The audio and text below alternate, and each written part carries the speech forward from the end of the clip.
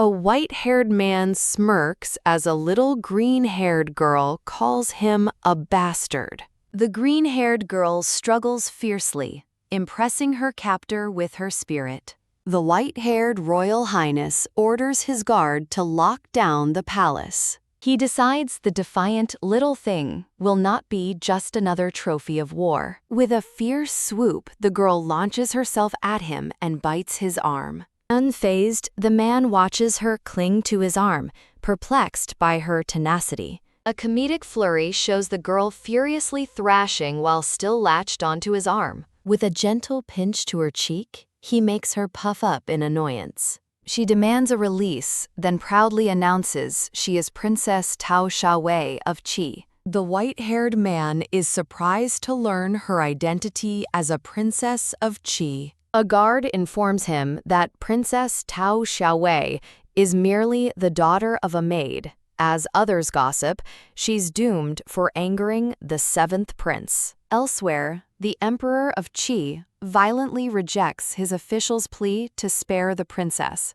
To save himself, the Emperor of Qi offers 2 other women to a lord. The seventh prince scoffs at the emperor for trading his daughters for his own life. The seventh prince declares the cowardly Emperor of Qi is unworthy of being a king. Recalling his father, the Emperor of Yan's order to capture the princesses, the seventh prince notes the similarity in their desires. He orders his guard to send the 2 princesses safely to his father. Clump, clump, clump.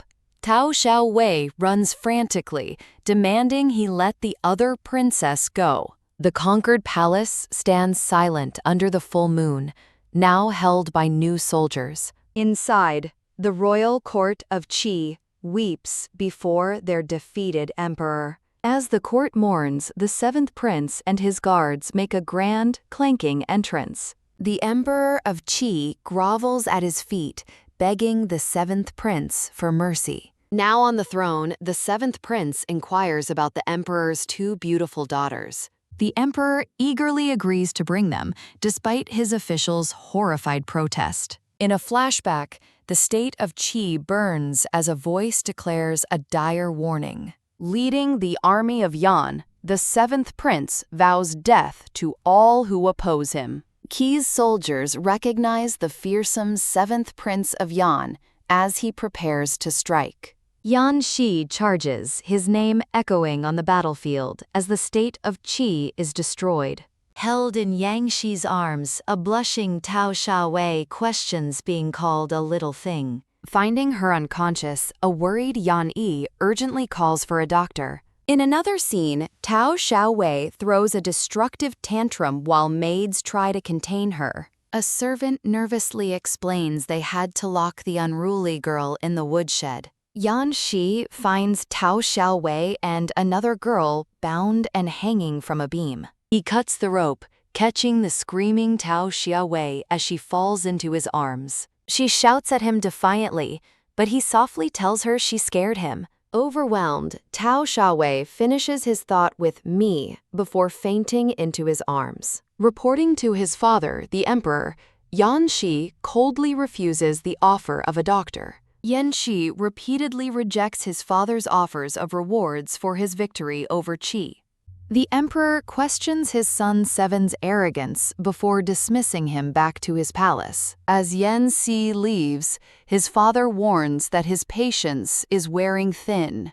Now a lord, Yan Xi is congratulated by an attendant who asks about the little thing, a view of Yan Xi's serene and beautiful new estate. Yan Xi walks alone through the corridors of his new residence. He stands thoughtfully in his room, adjusting his formal attire. Yan Xi reflects that it is the god's will and the emperor's command, that the seventh prince won the battle and secured many trophies for the empire. The emperor of Yan listens to the report with a calculating expression. An attendant asks Yan Xi what his plans are for the little princess. Yan Xi decides with a faint smile that she can become a maid once she recovers. He watches with satisfaction, noting that she drank the medicine given to her. A feverish Wei Wei cries out for her mother, feeling unwell. She lies in bed, nestled under a large, dark coat. The silver-haired man stands shirtless in his chambers, his physique defined. Now dressed, he sits by her bed and gently tries to wake her. She remains quiet with her eyes closed as he looks on thoughtfully. He pauses for a moment, drinking from a small white bowl. He leans in and tenderly embraces the sleepy child. A single tear falls from her eye as she rests against him. Sound asleep in his arms, she drools with innocent contentment. After patting her head, the scene transitions to the quiet estate at night. As two attendants worry over her fever, the seventh prince's arrival is announced. The seventh prince enters the room, his presence commanding attention. The two men bow low, greeting His Royal Highness respectfully. A doctor explains her fever is due to weakness, but the prince questions the Royal Medical Institution's skill. He scoffs at their purpose, and they clarify that the problem is the princess refuses all medicine. A disembodied voice declares it a privilege to be the seventh prince's personal maid. Instructed to learn basic skills, a mischievous Wei Wei defiantly shatters a tea set. Slap! An enraged woman strikes her, demanding to know why she let go. Holding her stinging cheek, Wei Wei angrily reminds the woman of her royal status. The woman dismisses her as a mere servant, raising a stick to strike again.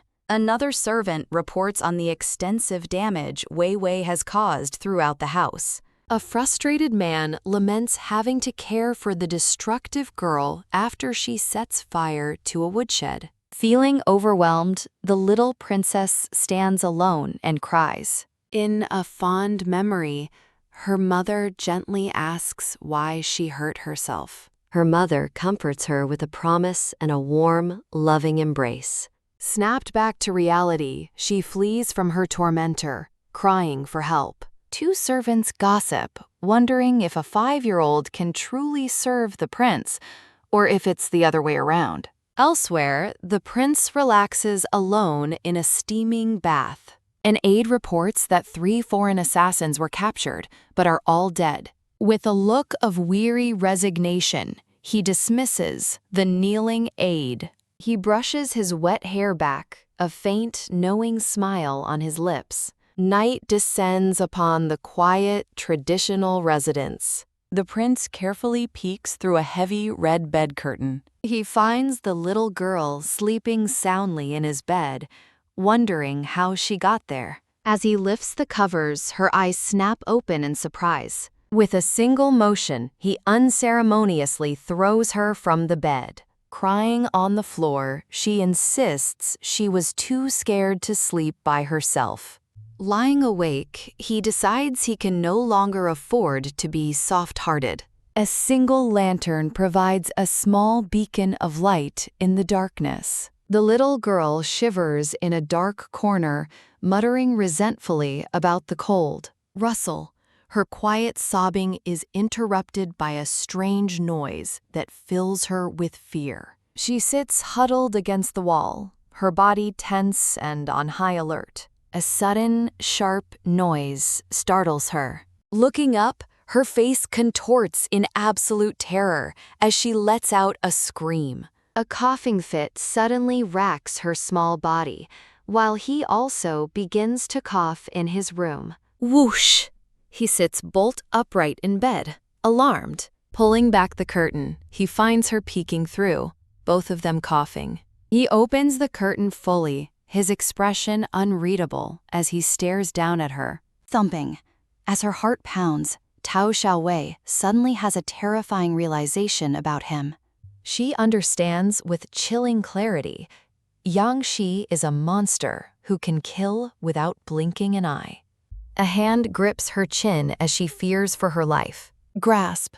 The white-haired man grabs her wrist, surprising her. He lies beside her in bed, startling the little green-haired girl. Tao Xiaowei glances nervously from the ornate pillow. Believing he's asleep, she calls him a bad bastard. His hand covers her face as he tells her to go to sleep. He threatens to kick her out if she isn't quiet. He pulls her into a tight hug as she sleeps. She finds his embrace warm, while he vows this is the last time. As birds tweet, the white-haired man wakes to the morning sun. He sits up, noting the little thing woke up early. Sitting on the bed, he sees her little shoes left on the floor. He grimaces, remembering that annoying kid. Her tiny shoe rests in a bird's nest high in a tree. Now a maid, Tao Xiaowei, is hurried along for the prince's breakfast.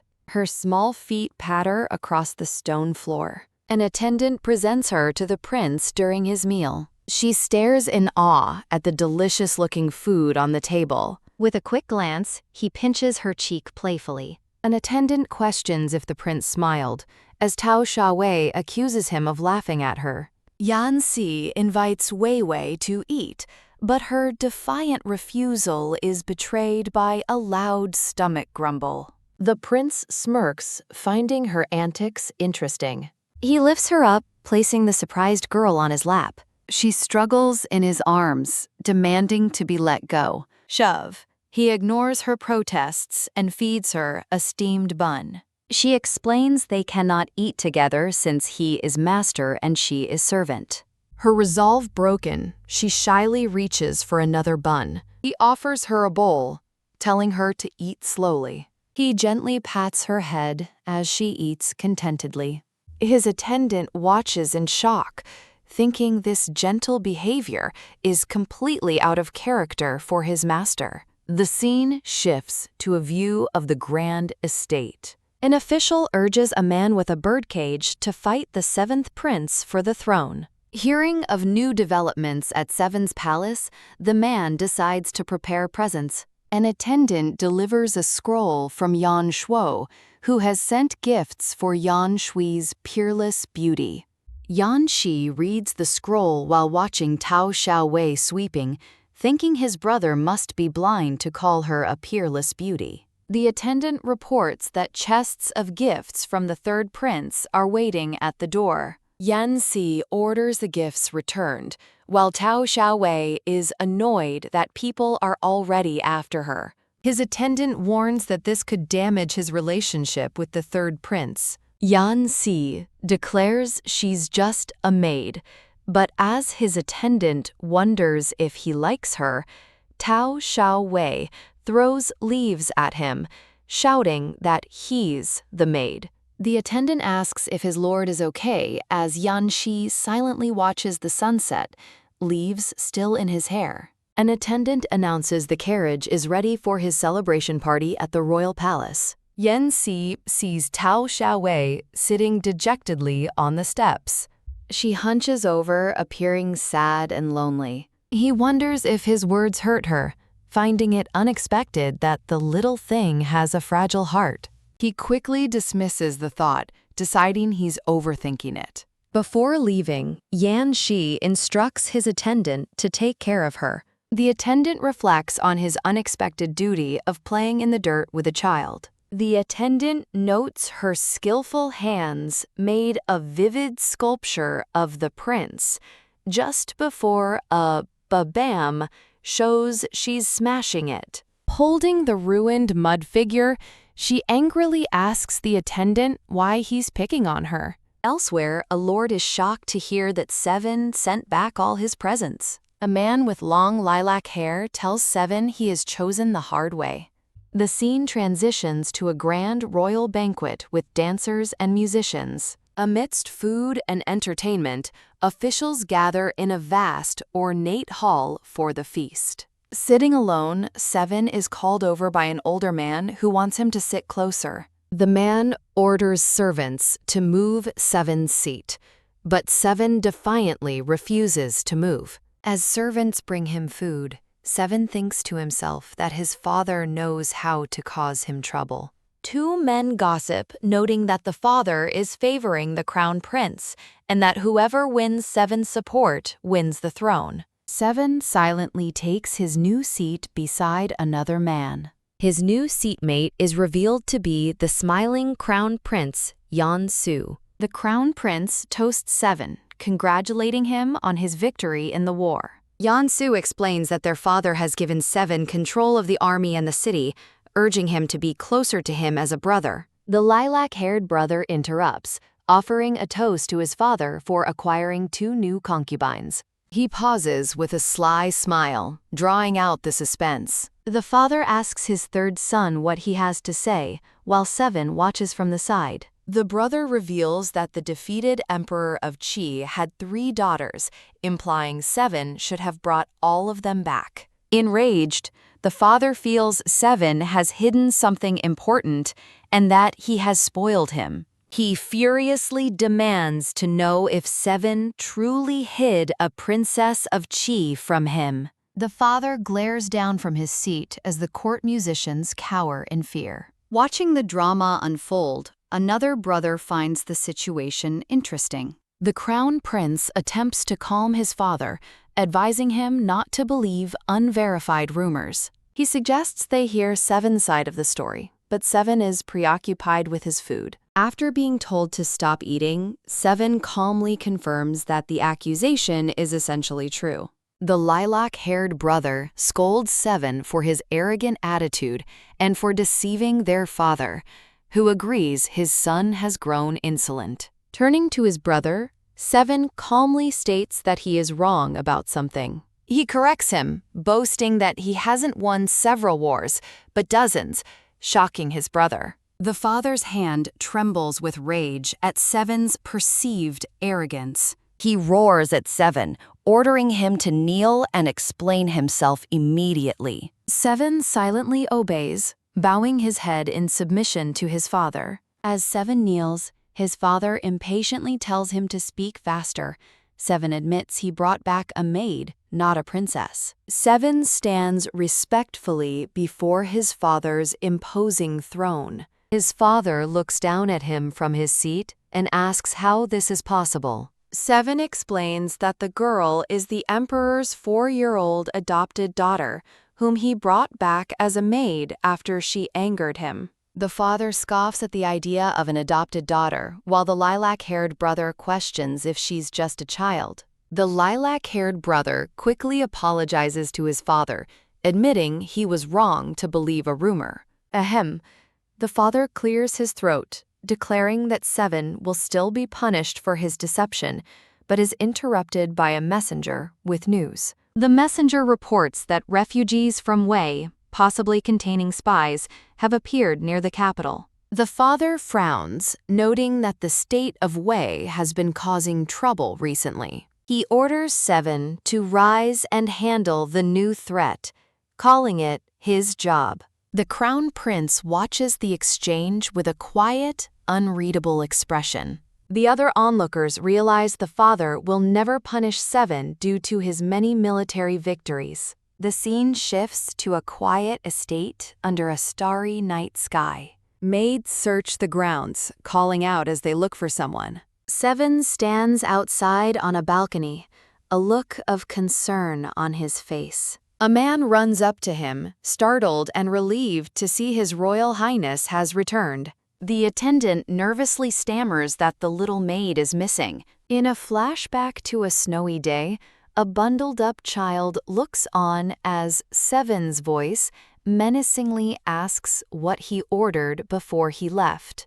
Radiating cold fury, Seven looms over the cowering attendants, questioning how they handled his orders. The head attendant frantically explains that the girl snuck away, and despite a thorough search, she is gone. Seven's expression hardens as he summons his shadow guards. His guards bowing, the white-haired man orders them to search for the girl. The 2 guards acknowledge their master's command. Yanxi looks up into a large tree, a crown falling from a branch. He leaps gracefully into the air. He finds Tao Xiaowei sleeping peacefully on a thick branch. Yanxi watches the sleeping girl with a thoughtful expression. Elsewhere, his attendant panics, realizing the prince has vanished. He watches in surprise as Yanxi lands softly, carrying the sleeping girl. The attendant thinks with relief that the naughty little girl has finally been found. Yang Shi walks away through the dark woods.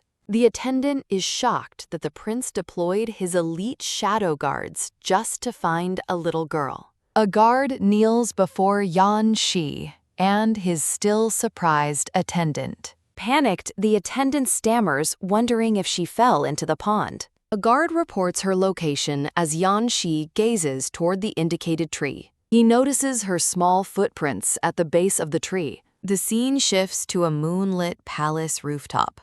He wonders how she can sleep so deeply after causing such chaos. He holds her gently in his arms as she sleeps soundly. He decides she's too cute to punish. He carries her toward a large, ornate bed. Watching her sleep, he reflects that she's an angel when asleep, but wild when awake. He lies down beside her on the bed. He sits up, preparing to throw back the covers. He stares in complete shock at a speckled egg. Two young women walk down a long, ornate hall. The empty hall echoes with their silent footsteps. A maid announces her arrival to a white-haired man with several bird cages. Click.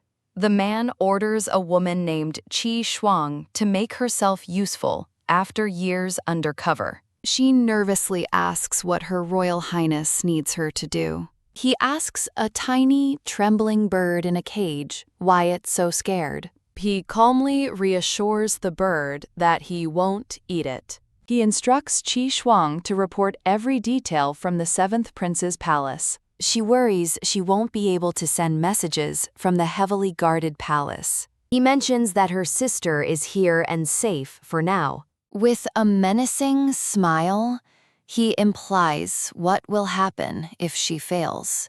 The scene shifts to the exterior of a grand building. Tao Xiaowei struggles while kneeling and balancing a book on her head. Yan Si sits nearby, calmly reading a book of his own. Peeking, she glares at him from under the heavy book. He notices her scribbles in his book and tells her to put it back. Startled, she almost drops the book she's balancing. She angrily asks the bastard why he's punishing her. He lists her misdeeds: burning the house, climbing a tree, and stealing eggs. She claims she only climbed the tree to see if he was back. He calls out her lie and adds another 10 minutes to her punishment. Tearing up, she explains she wanted to see her home and begs him to send her back to her mother. After a moment of silence, he bluntly says no. Her face crumples as she begins to cry. She throws the book down and screams that she wants to go home. With a loud cracking, the speckled egg begins to hatch. Yan Shi looks on calmly while Tao Xiaowei peeks out from under the table. As a tiny, glowing bird emerges from the shell, Tao Xiaowei gasps in wonder. She excitedly climbs onto an annoyed Yan Si's lap, who firmly tells her to get down. Looking up at him pleadingly, she asks the bastard if they can keep it. Yan Shi pushes her head down, pointedly calling for a servant. A new maid arrives and formally greets Her Highness. Yan Shi coldly orders the bird sent to the kitchen as Tao Xiaowei looks on in horror. Clinging to his robe, she tearfully asks if he's really going to eat the bird, calling him cruel. He claims the butler was frightened last night and he only wants to cook a spring chicken to help him recover. Closing his book, Yan Shi offers a deal if she behaves well. Tao Xiaowei looks up, listening with wide-eyed anticipation. The scene transitions to a bright, cloud-filled sky. The view settles on the exterior of a grand estate building. The attendant clears his throat, gathering the household staff for an announcement. He explains to the staff that the prince was very nervous about the child's disappearance last night. He emphatically declares that from now on, everyone is to treat Tao Xiaowei like their own princess. The assembled maids dutifully agree. The attendant sighs, pleading with them not to make any trouble for him. The new maid stops him to ask if Tao Xiaowei needs a personal maid. Seeing it as a good idea, he appoints her as the girl's maid until the prince decides otherwise. The maid quietly accepts her new role as the scene lingers on a sparkling teacup. Later, Tao Xiaowei diligently wipes down a table. She looks up at Yan Si, asking if he really meant what he said earlier. He looks over his book, pointedly asking what she just called him. Tao Xiaowei grumbles under her breath, annoyed at having to be polite. She meekly whispers a correction. Your Royal Highness. Yan Shi gives a slight, satisfied smile at her reluctant obedience. The new maid watches them, privately wondering why the prince bothers arguing with a child. The scene shifts to a sword resting near a pond filled with blossoms and fish. Yan Shi stands over the water, his expression stern as he holds his sword. A single cherry blossom is sliced in two as it falls through the air. His practice finished, Yan Si walks away from the moonlit pond. His attendant approaches, informing him that the tonic from his father is ready. He recalls his father's words about the tonic, his expression souring at the memory. Staring at the bowl with disdain, he holds it in his hands.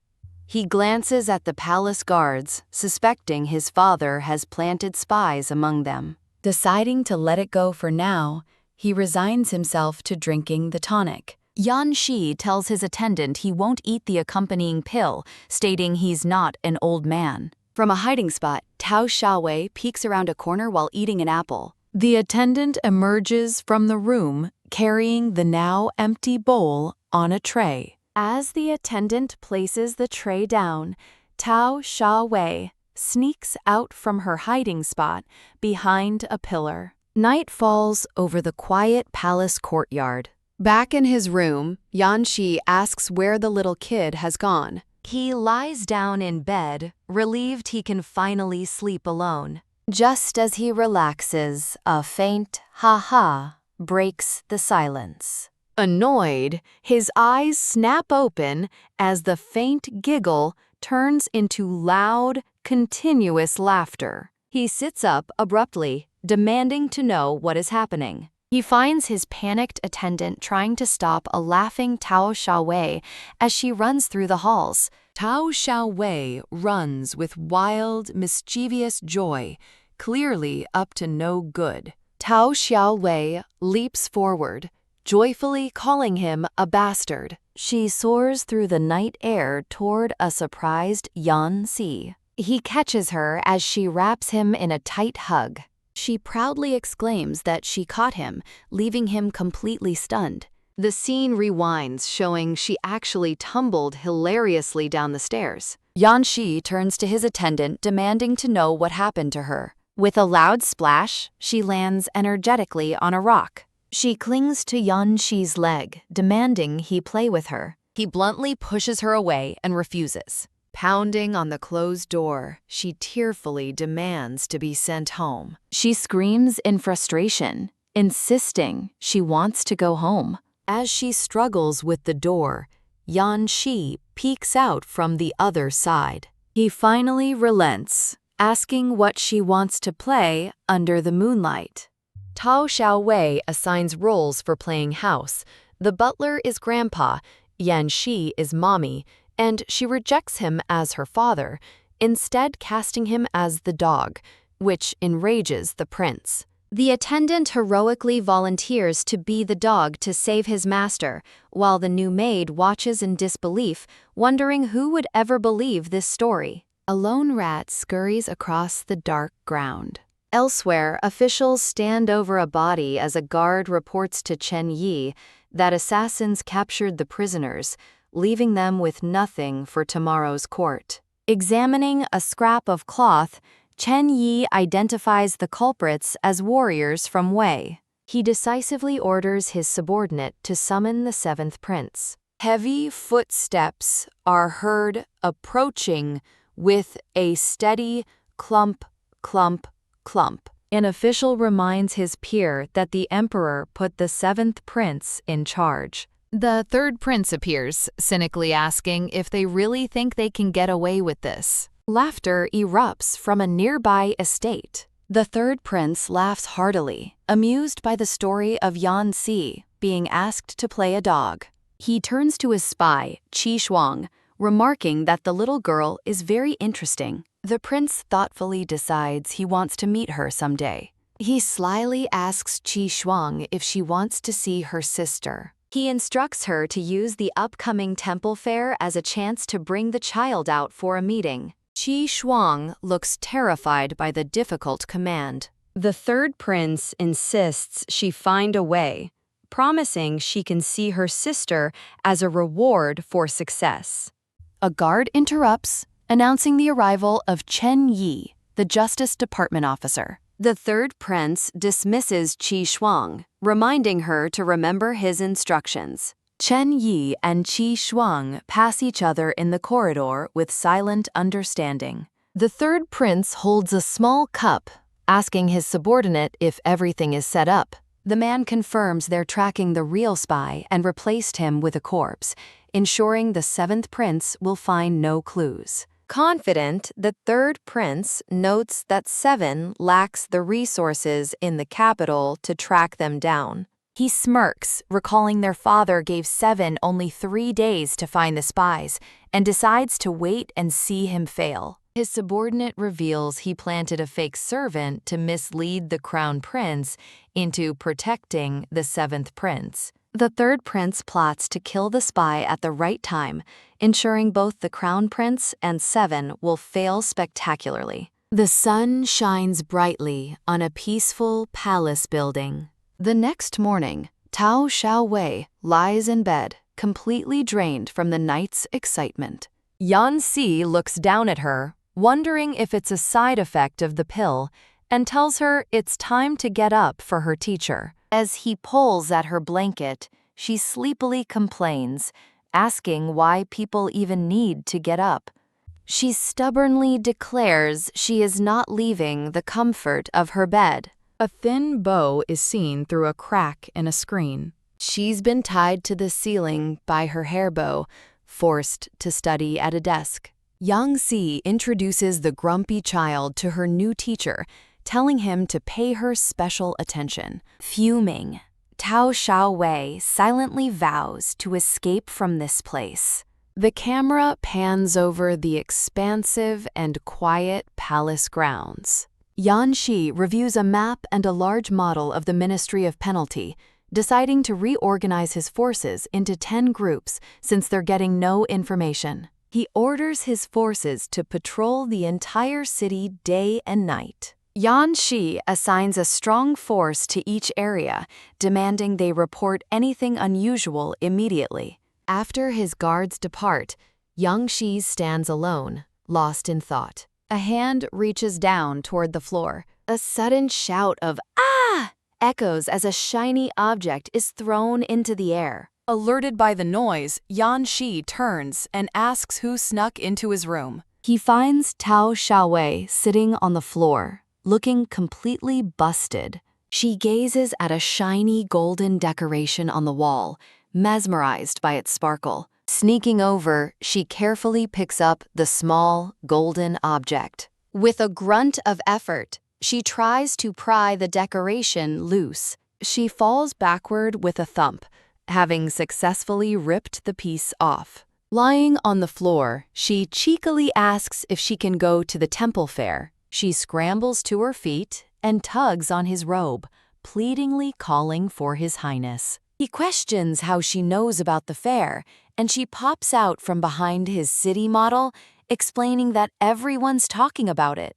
She begs to go, reminiscing about how she and her mother loved going to temple fairs. Tao Xiaowei's expression turns blank and dejected. To her surprise, she finds herself on horseback with Yan Shi, asking if he's ever been to a fair. He bluntly answers no, then gives the order to set off. Hiding nearby, Qi Shuang sees the heavy guard detail and despairs, realizing she can't get to the girl. Meanwhile, 2 other spies on a rooftop spot the prince leaving and decide to follow him. They arrive at the bustling temple fair, where Tao Xiaowei stares in awe at the lights and crowds. As a dancer performs on stage, Yan Shi remains unimpressed, still on horseback with the child. An annoyed bystander scolds Yan Shi, telling him that no one rides a horse at the temple fair. Yan Shi agrees to get down and walk, much to Tao Xiaowei's delight. He and Tao Xiaowei walk hand in hand under the glowing lanterns. He playfully puts a fox mask on her face as she giggles. Tao Xiaowei's eyes go wide at the sight of a massive fish-shaped candy. Watching this scene, his guards whisper that this gentle man can't be their cold-blooded prince. Tao Xiaowei excitedly points out various treats and toys, ordering the guards to buy them for her. Yan Shi simply tells his men to do it, and they quickly agree. Watching from the crowd, Qi Shuang observes the prince and the girl. Tao Xiaowei stands right next to Qi Shuang in the dense crowd. Yan Xi debates carrying Tao Xiaowei, torn between spoiling her and the fear of losing her in the crowd. Suddenly, Yan Shi's expression sharpens as he senses something amiss. His eyes narrow, a feeling of danger washing over him. He glances back at the crowd, wondering if he's just being paranoid. Deciding not to risk it, he turns to carry her, calling her name. He whips around, but the spot where she stood is now empty. A desperate cry of Tao Xiaowei echoes through the night sky. The streets of the city are quiet and empty as a guard stands watch. In a dark alley, Qi Shuang's accomplice asks if they have successfully captured the girl. His partner confirms their success, revealing the sleeping Tao Xiaowei inside a large sack. The kidnappers hurry away with the child as Qi Shuang watches from a distance. In horror, Qi Shuang wonders if her partners are actually human traffickers. Her attention is caught by a man in red, Chen Yi, rushing through the alleys. She recognizes the approaching man as Master Chen. Seeing him land on a nearby roof, she questions if the third prince sent him. Yan Xi's guards stand watch at a heavily secured gate. A guard reports to a grim-faced Yan Shi that they've searched everywhere but can't find the girl. Furious, Yan Yi orders his men to expand the search and scour every corner of the city until she is found. The serious man with long silver hair stares intently. A closer view shows the intricate details of his dark robes. Another man with lilac hair questions if all this trouble is for a kid. Hiding behind a fan, the lilac-haired man says the other's face scares him. The silver-haired man angrily tells him to cut the chase. The lilac-haired man gets close, asking if he wants help finding her. Startled, the silver-haired man demands to know if he knows where she is. The lilac-haired man holds a fan, his expression unreadable. He chides the silver-haired man for being violent since childhood. The lilac-haired man greets the silver-haired man, calling him Yan Shou. Holding up a small object, he asks why he's being accused of hijacking when he's trying to help. The silver-haired man demands he tell him the truth. The lilac-haired man smiles slyly, stating he always plays for money. The scene shifts to a moonlit estate at night. Cheers! 3 men toast with small cups. 2 kidnappers discuss their plan, a huge reward for both captives, ransom for the Princess of Qi, and a prisoner exchange for the Crown Prince, who is apparently very important. In a dark room, a man with long black hair smiles down at her, wondering if she just called him a bastard. He gently insists he isn't a bad guy. Clutching, she grabs onto the man's robes, still asking where she is. He explains they were caught by bad people and reassures her that he will protect her. Wei Wei's eyes sparkle with newfound hope. A closer look reveals both his hands and feet are bound. Her smile fades away into a blank stare. She cries out for the bastard to come and save her. An onlooker notes her clothes, suggests she's just a little maid. The black-haired man begins interrogating Wei Wei, asking for her name, age, home, and what she remembers. Overwhelmed by the questions, Wei Wei manages to state her name is Tao Xiaowei. She says she lives with Your Highness, just as an attendant bursts in calling out the same title. The man muses that if she lives with a prince, it could be any of his 39 brothers. He asks if she knows the prince's name, and she replies by describing him as having gray hair. Thinking of two different gray-haired men, he concludes she means the one with the poker face. He correctly guesses she's the little princess from Qi that Yan Shi is trying to hide. What? Wei Wei is stunned to learn he's Yan Shi's older brother. Her words sink in, and the brother realizes she equates Yan Shi with the word bastard.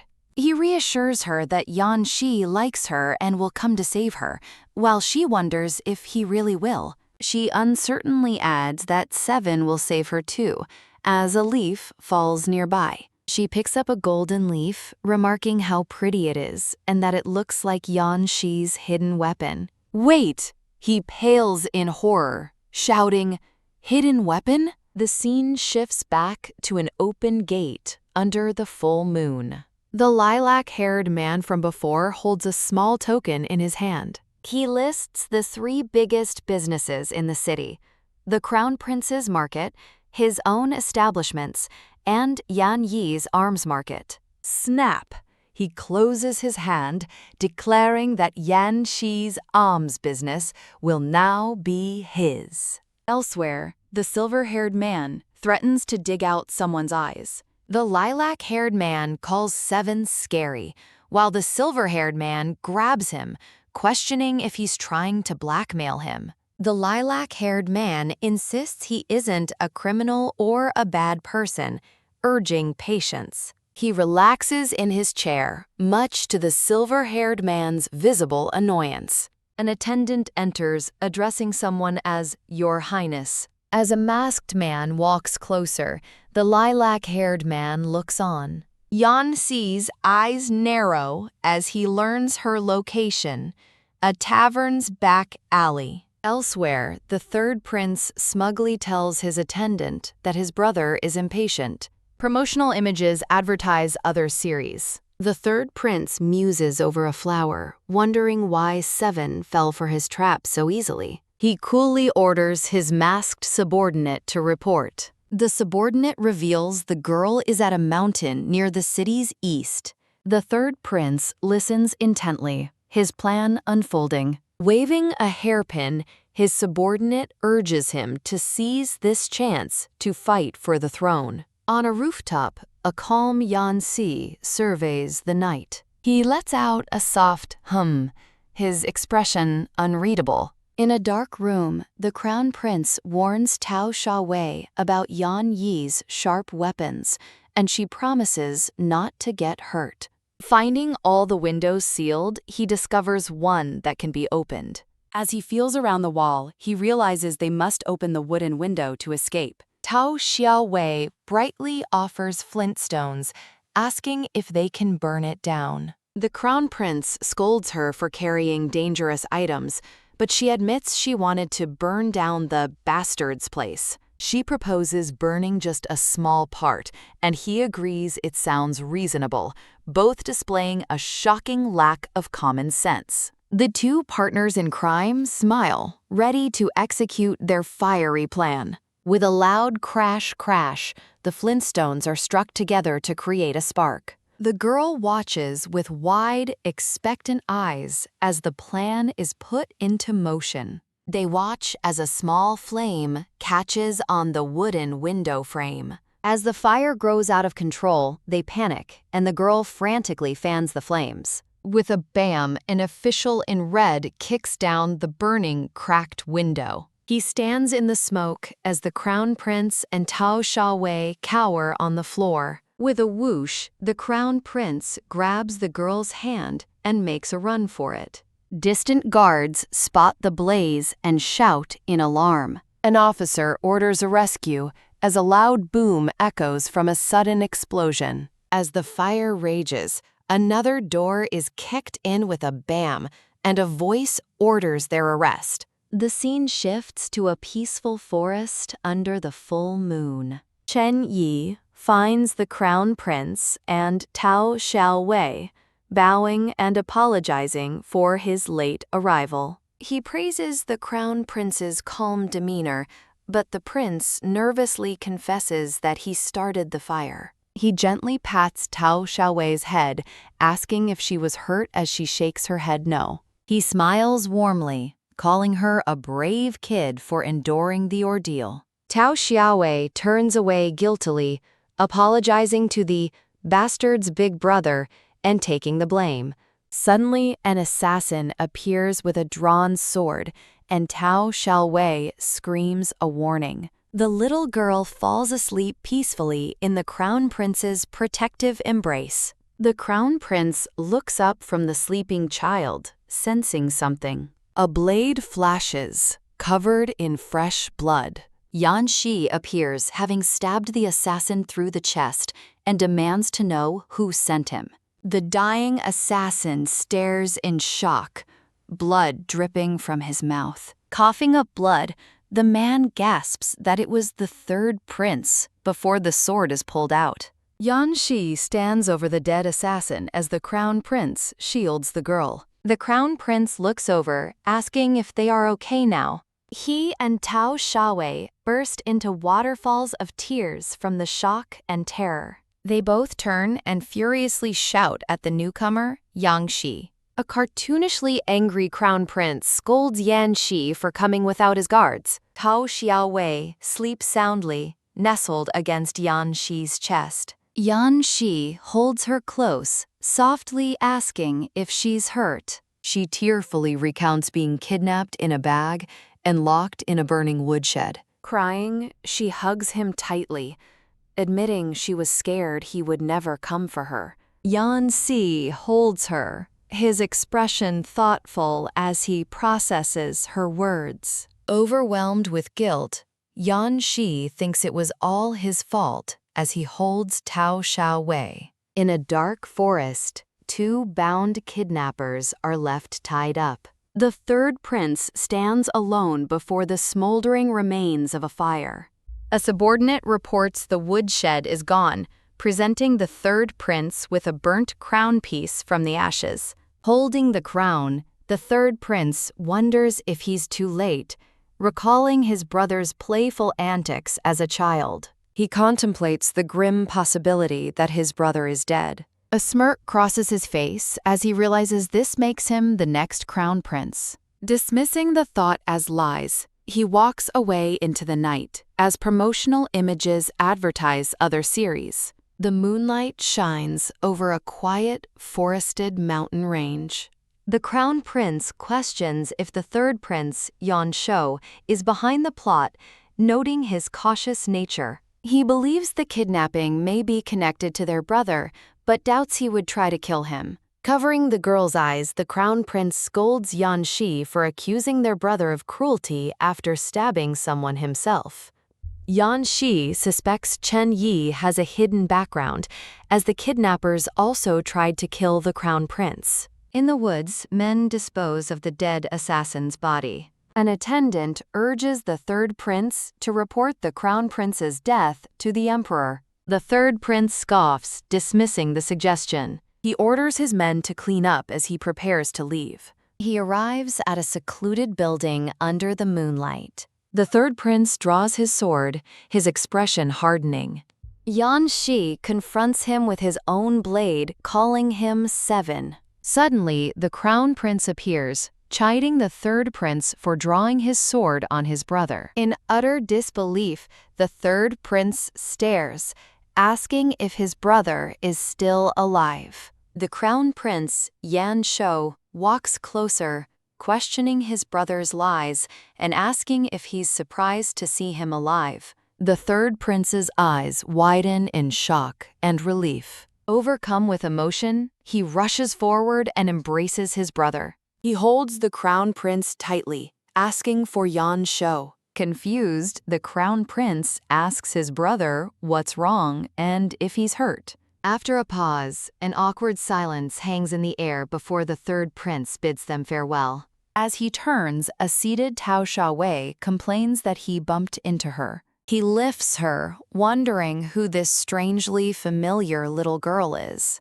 The scene transitions to a dark, opulent hall where a cloaked figure waits. The veiled woman calls the deceased a loser and ponders the new political landscape before promotional banners appear. Promotional images advertise other series. A large estate rests peacefully under the full moon. The third prince calmly eats a snack. At a table with his brothers and Tao Xiaowei, he finishes recounting the events. Tao Xiaowei stares intently at the snacks he's holding. He notices her gaze and offers her a piece. She eagerly opens her mouth to accept his offer.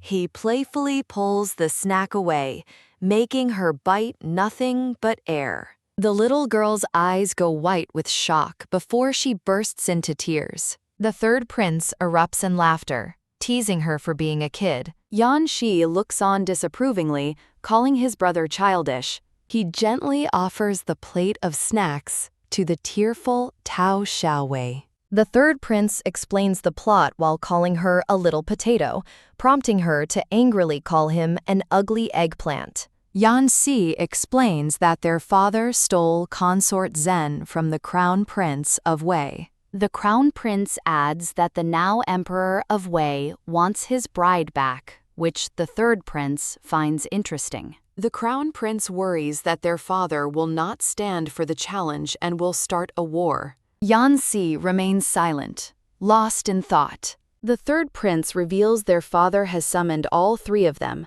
certain he already knows everything. The third prince insists to his big brother that he didn't order Chen Yi's attack. The crown prince agrees not to tell their father so long as his brother isn't after his token. Yan Shi pats the little girl's head, telling his brother not to involve her. The third prince easily agrees, reiterating his disinterest in the token. He warns that he's not easily dealt with and will tell their father Yan Shi rescued him. Smirking, the third prince is pleased with their deal as Yan Shi thoughtfully covers the girl's eyes. Yan Xi covers the girl's ears, asking his brother if he fears being ordered to kill her one day. Having reached an agreement, the three brothers and the little girl prepare to depart by carriage. As Yan Shi walks away with the girl, the third prince asks where he's going. Yan Xi states he's taking the yawning child home for bed,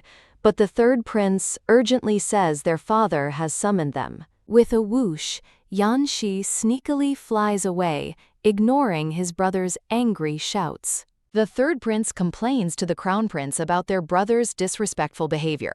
The crown prince calmly remarks that it's bedtime for little kids, much to his brother's comical annoyance. The scene transitions to a grand palace under the full moon. With a slam, a hand hits a wooden table in anger. An unseen emperor fumes over the disrespect from the emperor of Wei as his three sons look on stoically. The crown prince kneels, urging his father to calm down. As all three princes kneel, a tired Yan Shi wonders why they're all kneeling down. The emperor adamantly refuses to send back consort Zhen.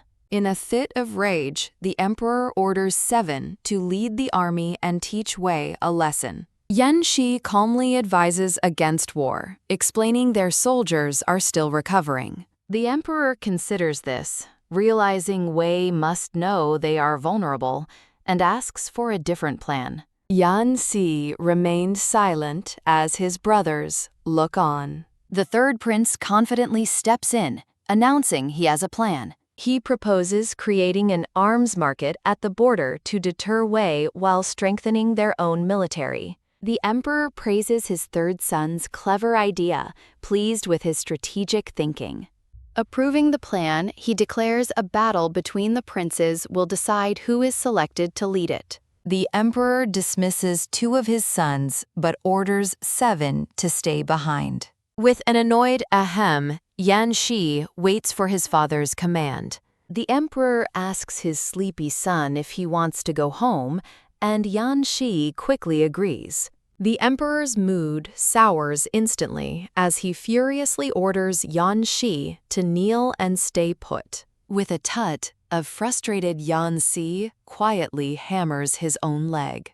The emperor laments spoiling his son before asking if the emperor of Qi is rebuilding his state. The emperor orders an investigation into the emperor of Qi, vowing to kill him if it's true, and mentions the princesses. He coldly commands that none of the princesses, including the little one, are to be spared.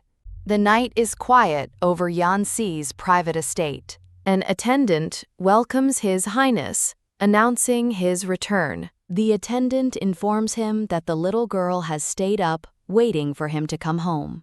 Forcing her eyes open, the little girl repeatedly insists that she is not sleepy. Her feet tap the ground as she continues to deny her exhaustion. The scene softens, filled with floating cherry blossom petals. Yan Shi appears amidst the blossoms, a gentle smile on his face. Her face lights up with pure joy as she excitedly welcomes the bastard home. With his arms crossed, Yan Shi calmly asks what she is doing. She pouts, claiming she was just looking at the stars and not waiting for him at all. Yan Si looks down at her, a thoughtful silence hanging in the air. A gentle, knowing smile crosses his face. He lifts her into his arms, warmly suggesting they watch the stars together. Cradling her, he leaps onto a rooftop to gaze at the night sky. He gently places a hand on her back, telling her to sit well. On the rooftop, the little girl marvels at how high they are. They sit together peacefully, watching the stars under a vast, colorful sky. Pointing at the sky, she exclaims how big a star is as he smiles. He agrees, watching the enormous sun rise over the horizon with her. The scene shifts to a quiet estate under the dark night sky. As morning light shines, the scene settles on a grand, sunlit building. Yan Si moves slowly and unsteadily through the ornate corridors. 3 maids watch him pass, flustered by his presence. Poof! 2 of the maids giggle and gossip as he walks away. An attendant notices Yan Si's strange gait, asking if His Highness is okay, before his expression turns to comical shock. The reason for his wobbling is revealed. The little girl is clinging tightly to his leg. A masked attendant approaches, announcing that the wagon is ready. The little girl looks up with a worried expression, asking if the bastard is leaving. He asks her to let go and go to class, but she tearfully refuses to leave him, so he promises to bring back candy. As she continues to cling to him in silence, he wonders if she's still scared. He decides he can stay with her today, and as he lifts her, she immediately demands 10 candies. Thinking he worries too much, he carries her as the scene shifts to another estate. Inside, an attendant informs the crown prince and 3rd prince that the 7th prince, Yan Shi, has already left. The attendant nervously suggests they try coming back at a later time. The 3rd prince looks offended, asking if he's being driven away and stating he came at this time on purpose. The attendant hastily offers to brew tea, panicking that he might not survive the day with all the royal visits. The 3rd prince demands the little maid brew them tea, but the attendant hesitates to answer. Leaning in, the 3rd prince angrily reminds the attendant that he is giving an order. He impatiently drums his fingers, wondering what is taking so long. Another attendant arrives, and the 3rd prince immediately demands to know where the girl is. The attendant explains her teacher won't let her leave class, causing the 3rd prince to erupt in anger, while the crown prince suggests they leave. While the crown prince urges him to stay calm, the 3rd prince shouts, "No!" and orders the attendant to lead the way. He storms towards the holy mountain hall, vowing to confront the teacher who dared to disobey a prince, though his confidence momentarily wavers. The attendant is so terrified he feels himself fading into nothingness. The teacher is introduced as Grand Preceptor Yun, a student of Su. The Grand Preceptor is a legendary figure who served 2 dynasties and can punish princes with a golden ruler. Plump, the 3rd prince, trips and falls, looking up in shock to see his teacher as the crown prince greets him. The Grand Preceptor stares down with a furious expression, commanding him to kneel. Clap, clap, clap.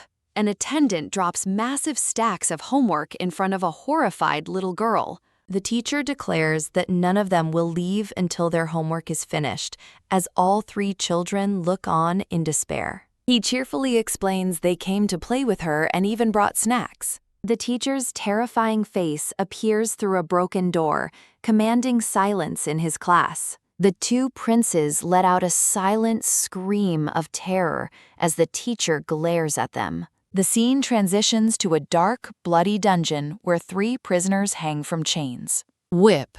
A barbed, blood-soaked whip is shown after striking a screaming prisoner. As Yan Shi stands over them with the whip, the terrified prisoners agree to confess. Yan Shi looks away with a grimace, muttering, "Craps." A man named Yu Ding, leader of the Shadow Guards, kneels before him, asking for his master's order. Yan Shi instructs Ju Ding to use a specific method to spy on people from Qi at the border's black market. He whispers further instructions, warning that the emperor may need a scapegoat, which Ju Ding acknowledges. Back in the classroom, the teacher recites a poem about a tree sheltering the poor, expressing worry for their fate. The 3rd prince, the little girl, and the crown prince are all visibly confused by the lesson. Holding a book titled Pins and Needles, the 3rd prince nervously calls out to his big brother for help.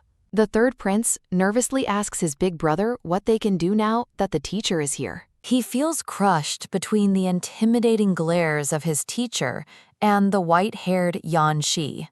Resigned, he decides that enduring the class is better than being dead. Poke! Someone gets a little green-haired girl's attention, calling her Little Potato. The 3rd prince leans in, bribing the girl with cake to fake a stomachache. She cleverly negotiates for 10 cakes, and the 3rd prince seals the deal. The little girl Wei Wei clutches her stomach, dramatically announcing she has a stomachache. The Grand Preceptor eyes her suspiciously, ordering her to stop. The 3rd prince and Wei Wei sweat nervously as their plan seems to have failed. The teacher announces he will fetch a doctor and promptly leaves the room. The moment he's gone, the 3rd prince and Wei Wei exchange a victorious thumbs up as the crown prince looks on, exhausted. The crown prince and 3rd prince make their escape, promising to play with Little Potato next time. Shake, shake, shake. Wei Wei sits happily, wiggling her feet as she dreams of the candy the bastard will bring home. Outside, the Grand Preceptor explains to a man that the girl suddenly complained of a stomachache. A transition panel shows the girl losing her color, followed by promotional art for other stories. The scene shifts to a sunlit room where a man and a veiled woman sit opposite each other. The veiled woman graciously thanks the 5th prince of Qi for meeting her. The man acknowledges the widespread fame of the fire god cult. Identified as Qi Yan, the 5th prince of Qi, he says he would always accept her invitation. The woman asks him to convey her willingness to cooperate to the emperor, and he agrees. After she leaves, an attendant asks Prince Qi Yan if they will truly follow her plan. Qi Yan dismisses her as just a woman, but plans to use the fire god cult's numerous followers. Meanwhile, the veiled woman's attendant asks why she wants to win over the defeated state of Qi, but she remains silent. The attendant gently presses her lady for an answer. The veiled woman suddenly cries out in pain, ordering her attendant, Yu Zhu, to fetch her medicine. Yu Zhu questions why she's breaking out in a rash again after meeting a man, believing her master had cured her. The woman furiously calls her doctor the worst ever and rants about how wretched all men are, prompting Yu Zhu to ask why she keeps meeting princes. She explains they share a very strong common enemy in Yanxi and must cooperate or be defeated. At Half Mountain Hall, the little girl cries that she won't do it again. The Grand Preceptor sips his tea impassively as Yan Shi looks up in concern. A close-up of Yan Shi's robe is shown with the word noisy. Yan Shi respectfully approaches his teacher with his hands outstretched, asking what happened. A ruler whips down, stopping just short of the terrified little girl's hands. Crying, she confesses to lying to the teacher and promises never to do it again. The little girl complains to Yan Yi that she won't get dinner if she lies again, then explains that an attendant told her Yan Yi's daddy would only punish her, confusing him as the attendant begs for help.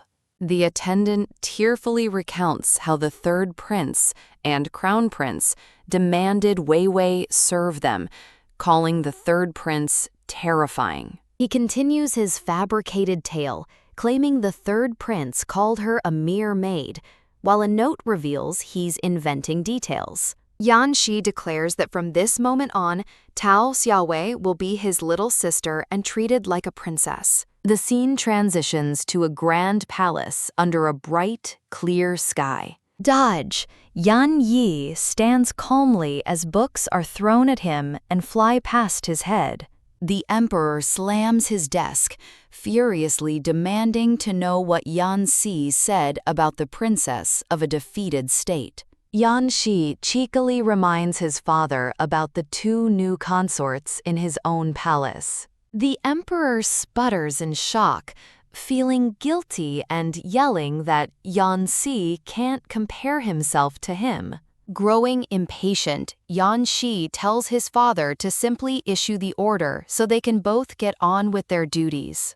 The emperor agrees not to forbid it, but asks what military merits Yan Shi will offer in exchange. Snap! Yan Shi proposes using the upcoming war with Wei, and the emperor breaks his brush with a satisfied smile. Yan Shi stands pensively outside the palace building. Inside, the emperor sits in thoughtful silence, with his attendant standing by. The emperor reveals his strategy.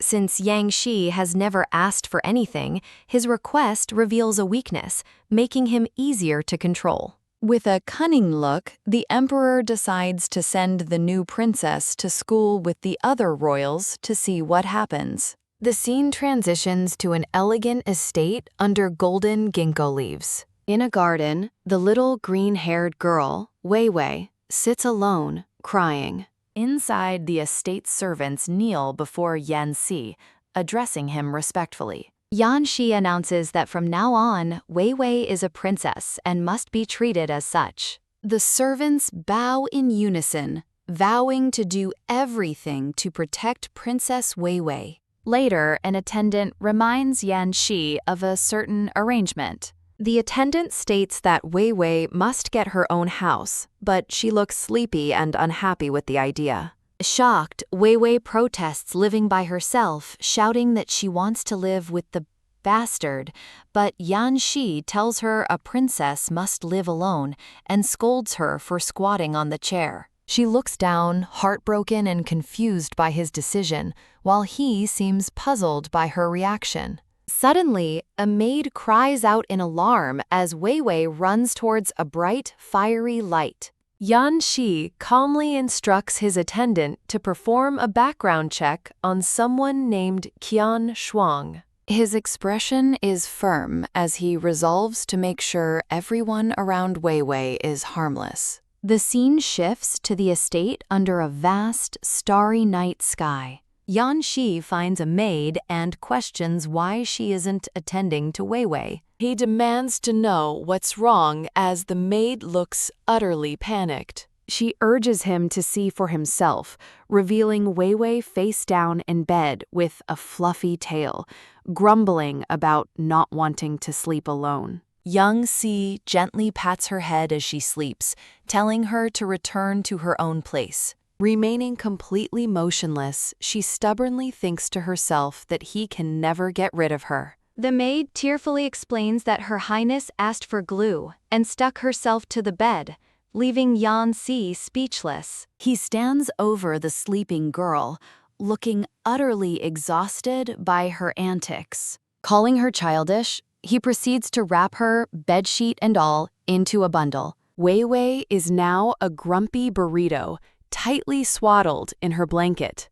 The maid watches Yan Si poke the bundled-up girl, thinking to herself that both of them are being childish. He carries the struggling, burrito-wrapped Wei Wei, who yells at him to leave her alone. The attendant suggests a separate room to avoid misunderstandings, but Yan Shi worries about her safety, saying he couldn't forgive himself if anything happened to her. As Wei Wei looks up at him with wide, innocent eyes, he decides it's not safe to leave her. Yan Shi declares her punishment is to remain glued until morning, much to Wei Wei's shock. The attendant reassures him that the servants, all formerly loyal to his mother, will not gossip. Yan Shi looks away, admitting that he isn't worried about the servants. He somberly explains that she needs to learn to live without him, in case he doesn't return from a battle. His attendant passionately reminds him he is the king of battles and will never lose, recalling Yan Shi's promise to be there at the attendant's own death.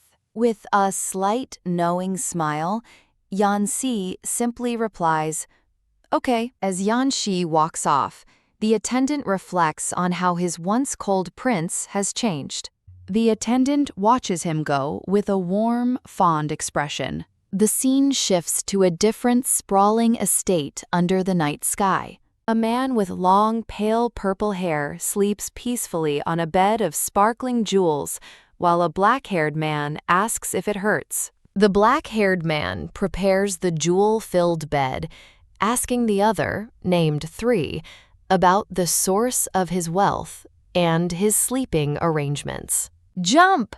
The purple-haired man leaps into his bed of riches, explaining his father wants him to host a tournament to choose a prince for a border mission, a task others wish to avoid. Jingle, jingle. He rolls around happily, calling the sparkling gems his precious. The black-haired man asks if he's short on money, but the purple-haired man says no, he just finds the gems cute.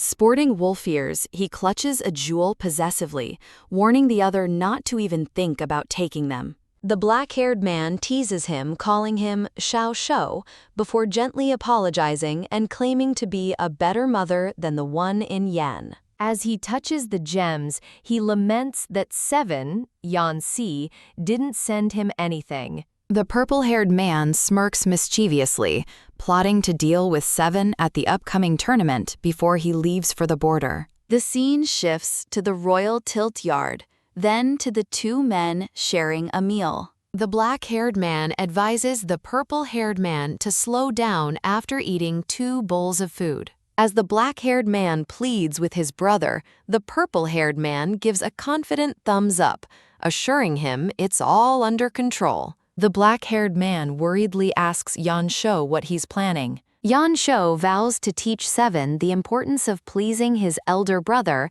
as Yan Shi sits pensively nearby. He laughs, taunting a scowling chibi Yan Shi about making trouble for him. Rub-a-dub at the general's estate, the purple-haired prince, 3, stands alone in the courtyard. An older, gray-haired man asks 3 if he wants to have a try. Addressing him as father, 3 states that the elder princes should serve the country by opening a market at the east border. His father agrees and asks 3 for his idea on which prince to choose for the mission. 3 claims all the princes wish to go and proposes an idea to solve the problem and satisfy all his brothers. A hand gestures as an order is given to the servants. Two guards carry in a large object covered by a white sheet. The guards carefully place the covered object down before the purple-haired prince. 3 invites his father to look as he begins to unveil the object. He reveals a large turntable, explaining that they can choose a prince by shooting at it since it's a fighting competition. A close-up shows that Yan Shi's name takes up a huge portion of the wheel. Yan Shi looks annoyed while the emperor thinks with satisfaction that someone can finally make 7 suffer. 3 explains that the turntable is divided according to each prince's contribution to the army, and they'll shoot arrows at it while it spins to ensure a fair game. The emperor praises 3's thorough thinking, but is interrupted as 3 dismisses the need for further thought. Yan Shi argues that with his name being so big, the only way to make it fair is to let him shoot the first arrow, shocking his father and brother. The turntable stands ready, with Yang Shi's name prominently displayed. A guard presents equipment to Yan Shi as he stands ready with his bow. 3 furiously yells that it's a raffle and demands to know how Yan Shi dares ignore him.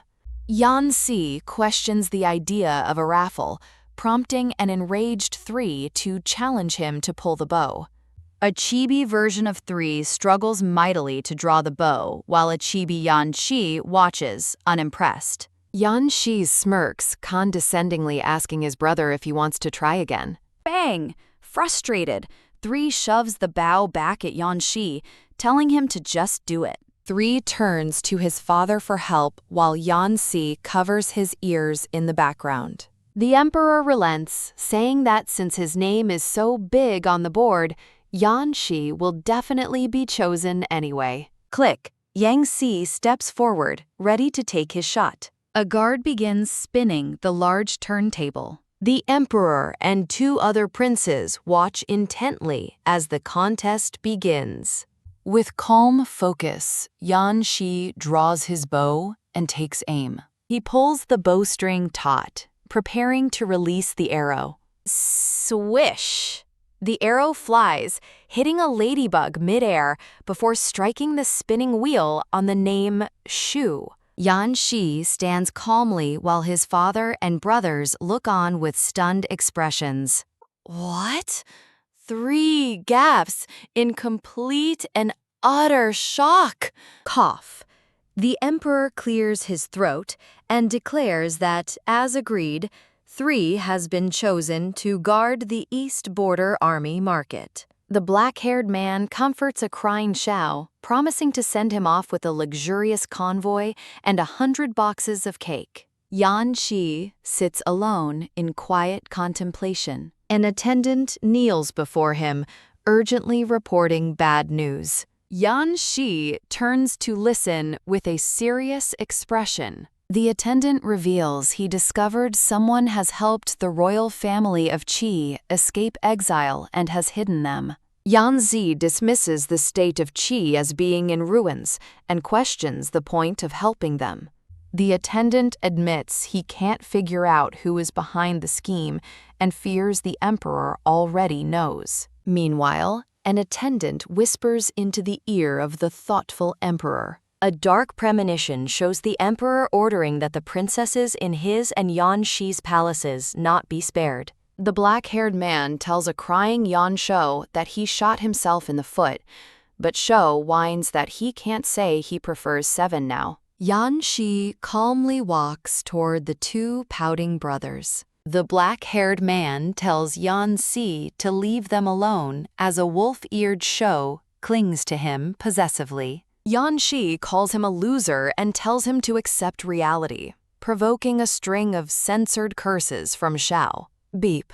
The black-haired man quickly covers Shou's mouth, telling him not to curse. Ew! Yan Shi looks disgusted and tells them to get back to business. He tells Shou that since he's leaving for half a year, he should just lend him his intelligence department. A chibi Yan Shi flatly refuses to give it away for free, saying, none. He then proposes an exchange, and a curious Shou asks what for.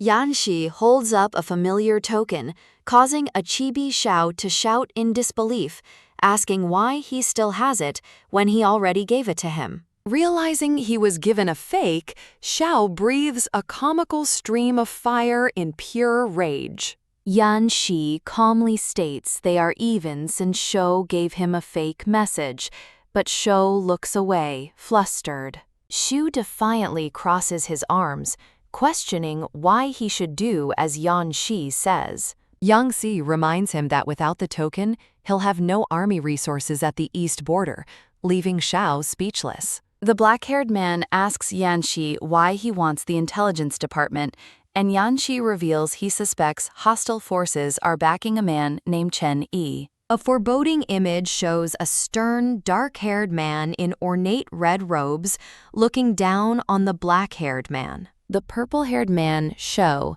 tells the black-haired man to give the department to Yanxi, and the black-haired man readily agrees. Shu holds up a key, revealing the intelligence department is in the attic of Moon Tower. In another room, an attendant presents school supplies, including a brush and a school bag, as a small, green-haired girl sits nearby. A close-up reveals the green-haired girl Wei Wei looking up with wide, curious eyes and small bandages on her face. Wei Wei peeks out from a large, dark doorway, looking small and alone. Elsewhere, a woman in a sheer veil sits sadly on a tree branch under the night sky. In a flash, the veiled woman vanishes from the branch. Back in her room, Wei Wei rubs her sleepy eyes. She looks out the window into the night, wondering if she saw a bird. The veiled woman receives a report from her attendant that the 2 spies they sent have been caught and likely killed. Frustrated, the veiled woman laments how difficult it is to infiltrate the 7th Prince's palace. The scene transitions to the grand entrance of the Royal Academy. 3 girls, Lin Yingying, Su Su, and Lu Ziran, gossip about a new student. Lin Yingying scoffs that a princess from a defeated state isn't even qualified to lick her shoes. While one girl suggests being nice, another dismisses the newcomer as a maid and vows to teach her a lesson she'll never forget. The lead bully points, ordering her servant to go dig up some dirt. A carriage pulled by 2 horses arrives on the stone path. A crowd points and murmurs as the ornate red carriage pulls up to the academy. As Wei Wei peeks out from the carriage, the bully stands ready with a clod of dirt, vowing to teach her a lesson. The crowd gasps in shock as it's revealed the 7th prince, Yanxi, and the 3rd prince, Shou, are also present. The black-haired man, the crown prince, also appears, remarking nostalgically about the place, further stunning the onlookers. Wei Wei makes a grand entrance, flanked by the 3 princes, all sporting cool sunglasses. The bullies rub their eyes, unable to believe what they're seeing.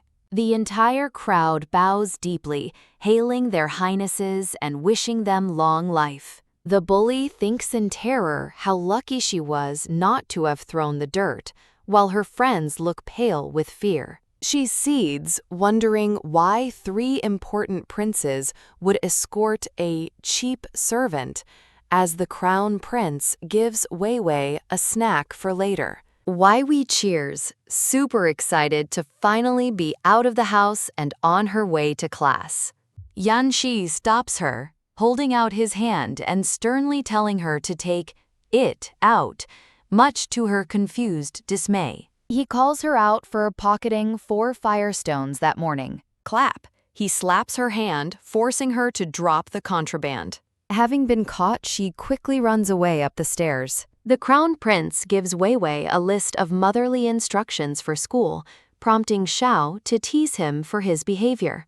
A veiled man watches from afar, seething with rage that his sister, Tao Xiaowei, is enjoying herself with the enemy and vowing she will face a traitor's consequences. The scene shifts to a peaceful classroom overlooking a garden with falling cherry blossoms. A hand places a scroll and calligraphy brushes on a desk.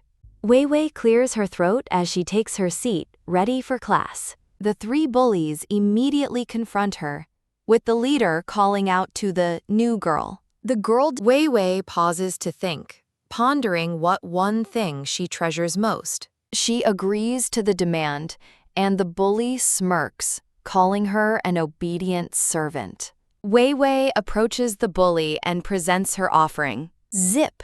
She opens her palm to reveal a giant, menacing beetle, causing the three bullies to freeze in silent, wide-eyed horror.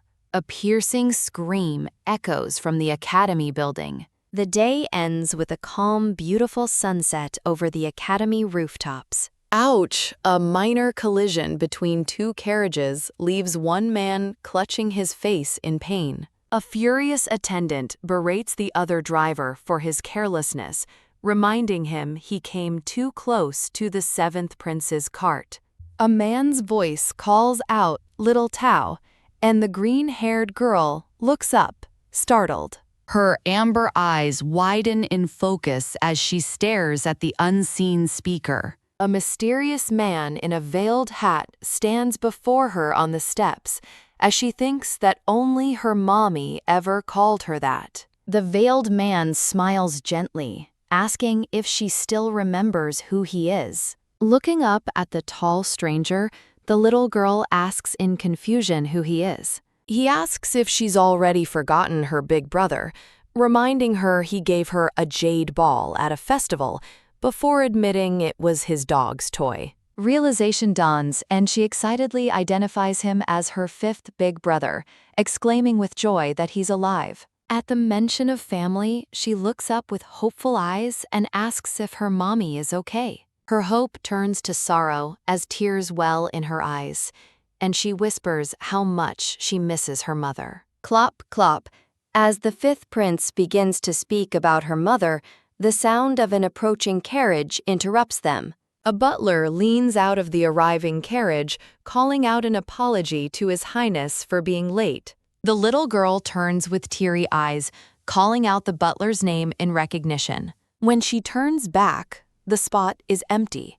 Her brother has vanished into thin air. The butler approaches, explaining he was delayed after being hit by a cart, and gently ushers her toward their ride home. He coaxes her into the carriage with the promise of sweet snacks waiting at home, and she quietly agrees. As the sun sets beautifully over the grand palace rooftops, she gazes out with a heavy heart. The scene shifts to the imposing pagoda of the fire god cult, set against a massive full moon.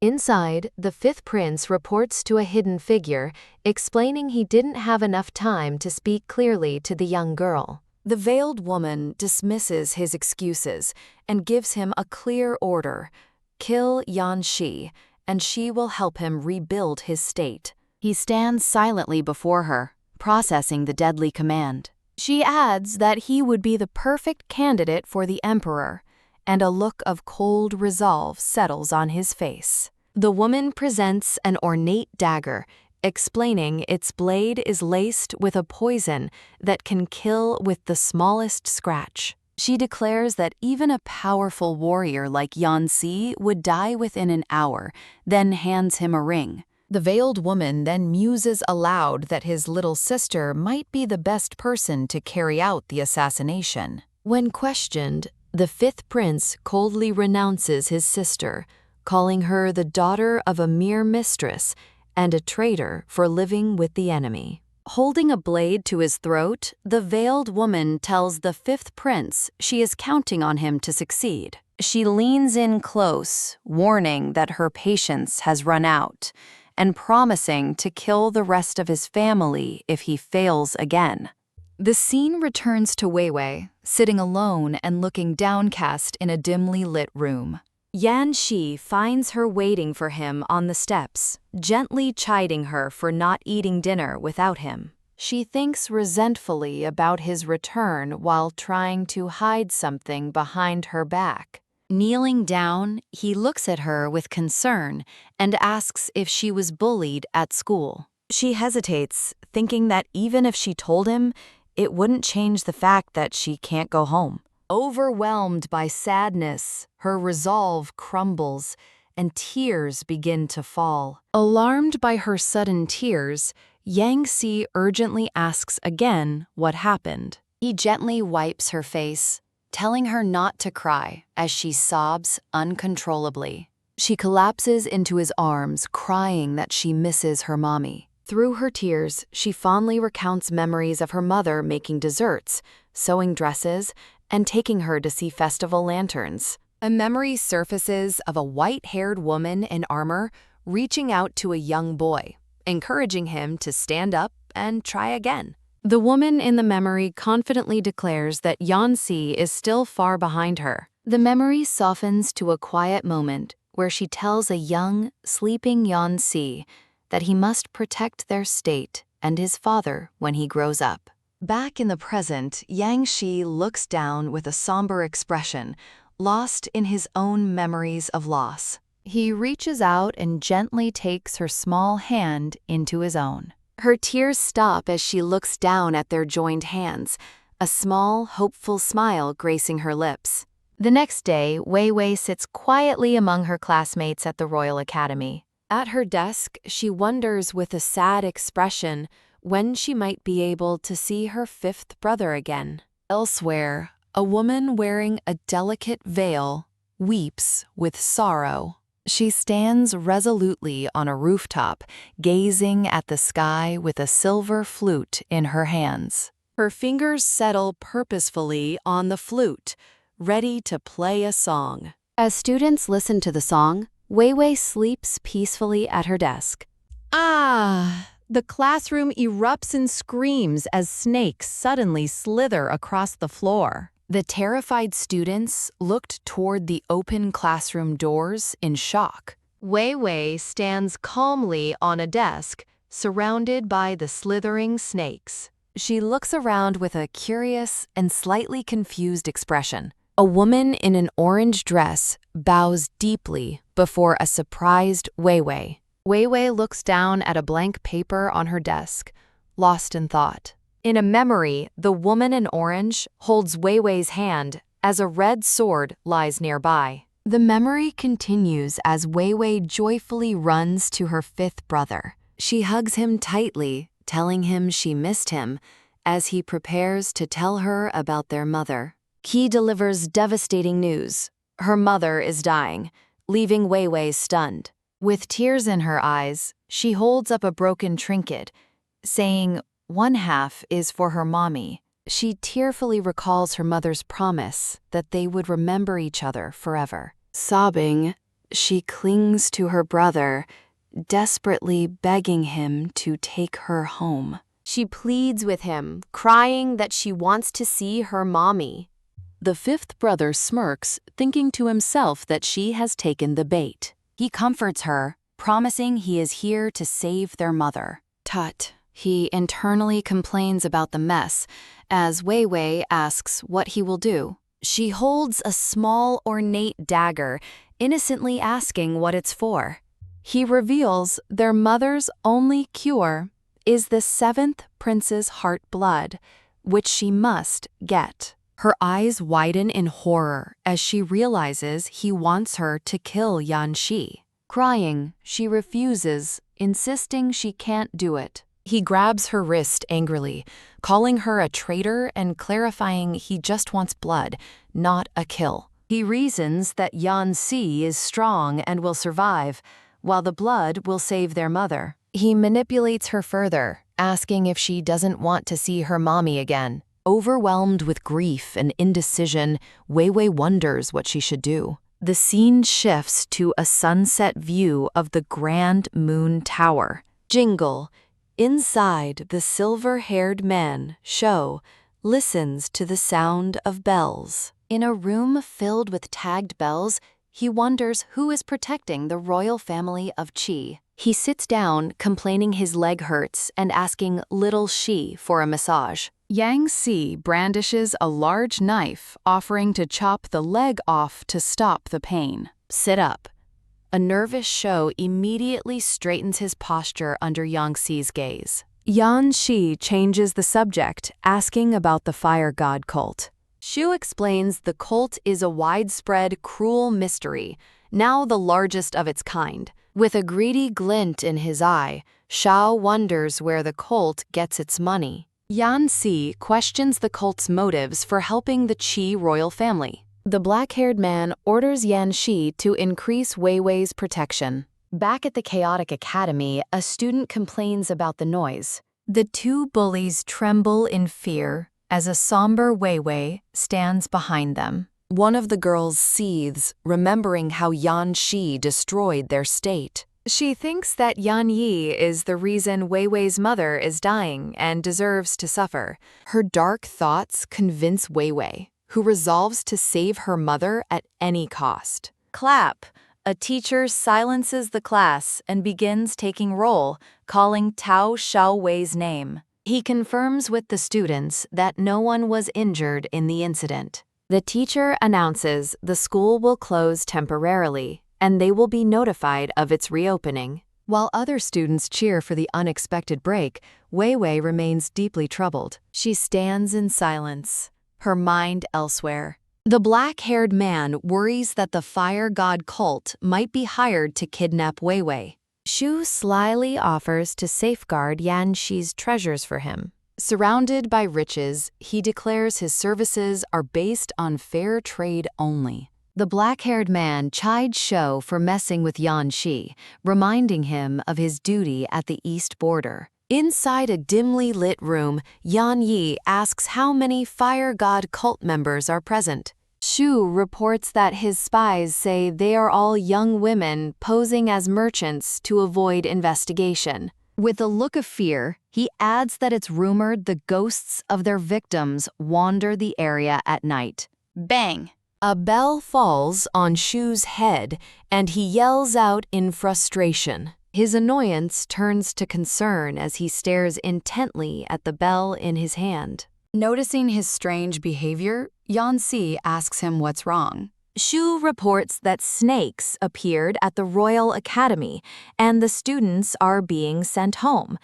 Yan Shi immediately worries about Wei Wei, and the black-haired man grows suspicious. Shu screams in panic as Yan Si leaps from the 7th floor balcony to rush to the academy. The black-haired man tells Shou they need to go and investigate the situation. With a grim expression, the black-haired man admits he has a bad feeling about this. An official tells Wei Wei to wait for her palace servants to pick her up, and she quietly nods. The little girl sits alone and dejected in the vast, empty courtyard. The sky darkens as rain begins to fall on the nearby plants. Yan Shi arrives in the rain, finding Wei Wei kneeling by herself on the stone steps. He approaches her, gently asking why she's waiting outside in the rain. Kneeling before her, he asks if she was scared by the snakes or if she was hurt. He tenderly pats her head, suggesting they go home together out of the heavy rain. He looks at her with surprise, asking what she said as she approaches. Zap! In a swift, shocking movement, she lunges forward and stabs him. He looks down at the bloody dagger being pulled from his side, his expression one of disbelief. Staring at her in confusion and pain, he asks if she knows what she is doing. With tears in her eyes, Wei Wei declares that this is the only way to save her mother. Grasping her shoulders, Yan Shi urgently asks if someone has spoken to her. She remembers her brother's dire warning not to tell Yan Shi, or they would all die. Shake off, she pushes his hands away from her shoulders. Wei Wei runs away as a wounded Yan Shi calls out for her to come back. Ouch! Clutching his side, Yan Yi wobbles and realizes with horror that the blade was poisoned. Wei Wei finds her 5th brother waiting for her under a tree in the downpour. The two stand together as the rain blurs the world around them. The 5th prince looks down at his sister with a cold, triumphant smirk. Yan Shi realizes the 5th prince of Qi is behind the attack as he coughs up blood. His final thought before collapsing is that she must have hated him all along. A promotional image shows Yan Shi embracing a wide-eyed Wei Wei. The scene shifts to a palace rooftop under a dark, rainy sky. An ornate umbrella opens over Yan Shi's unconscious body on the wet ground. A man with long silver hair and a fur collar holds the umbrella, asking how Yan Shi ended up in this state again. He closes his eyes and remarks on Yan Shi's incredible luck. Clop clop. A carriage arrives, and Xiao and the black-haired man look out in shock. The black-haired man recognizes the newcomer, identifying him as the second prince. Yo. The second prince effortlessly lifts Yan Zi, much to the surprise of his two companions. The second prince asks if the black-haired man is responsible, while Shou gloats. The man denies it, saying Yan Zi was already hurt.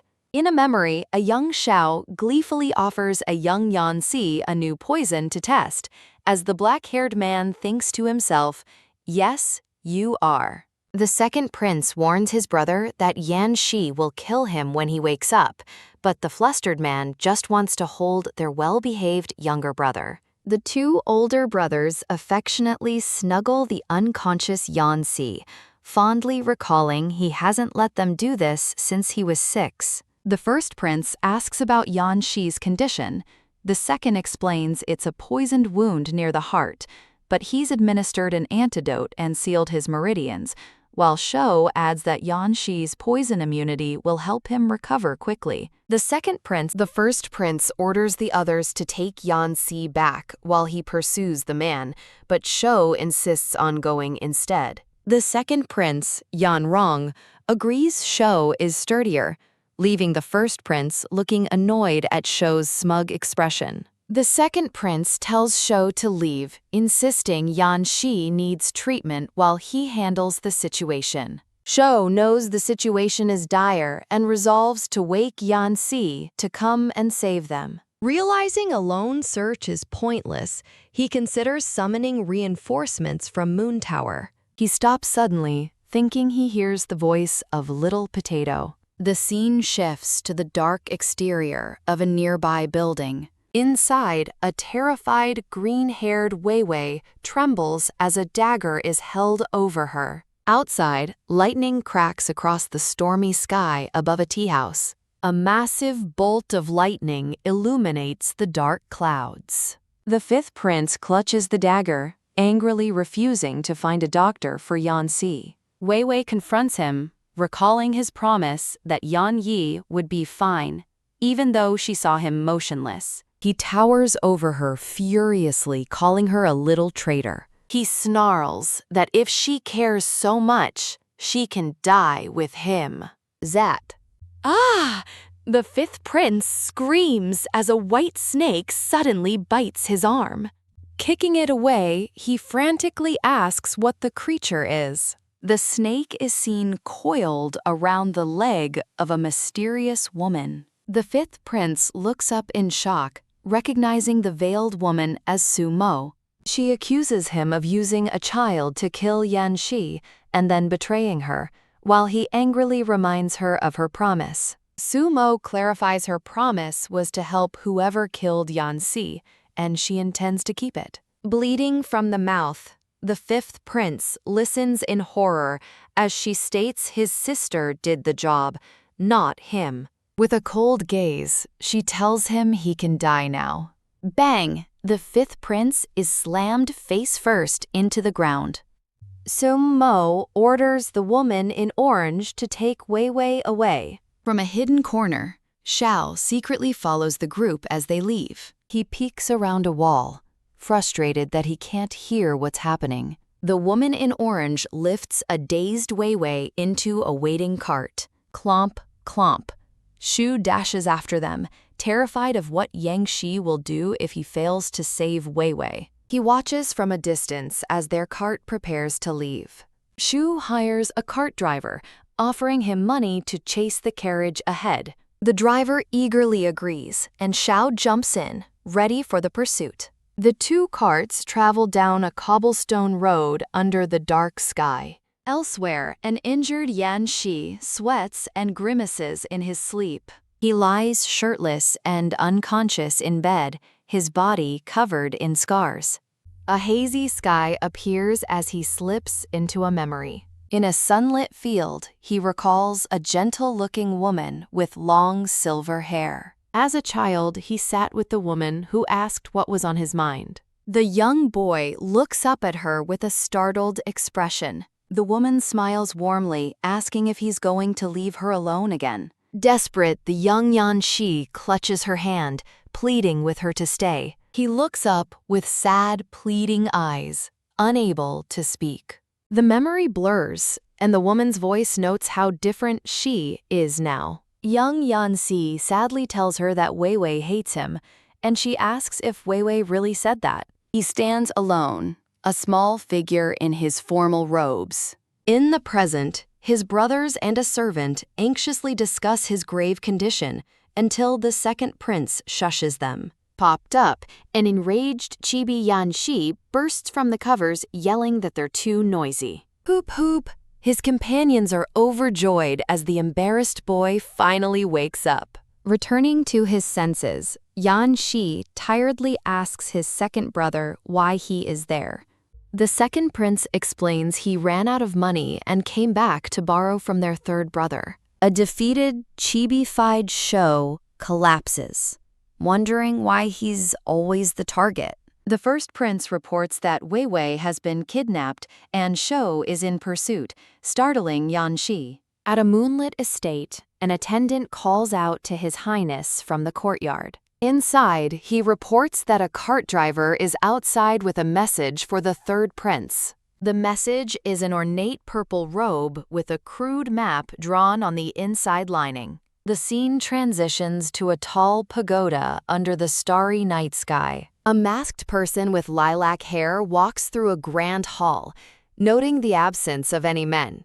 They pause before a large board filled with blank silhouette posters. Turning away from the board, they order someone unseen to step back. The board's top mission is revealed: kill Yan Shi, the seventh prince, for a reward of 10 tons of gold. Imagining a shower of gold, the masked person decides to take the lucrative job. Their thoughts are interrupted by an announcement of the Holy Lady's arrival, whom they identify as the head of the fire god cult. A woman in a white veil and outfit enters, and the masked person recognizes her as the one who kidnapped Little Potato. Suddenly, the masked person notices red rashes forming on their hand. The Holy Lady stops and turns, as if sensing a presence. The masked person freezes, wondering if they've been discovered. The Holy Lady stands before them,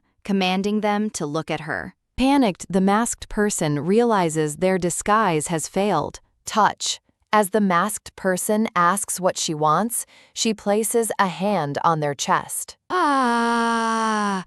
The two let out simultaneous, synchronized screams of shock and terror. Now tied up, the chipified man laments his perfect disguise being discovered as an attendant asks the Holy Lady what to do with him. The Holy Lady orders him thrown in jail for later, as she has other business to attend to. The scene shifts to the imposing, heavy doors of a jail.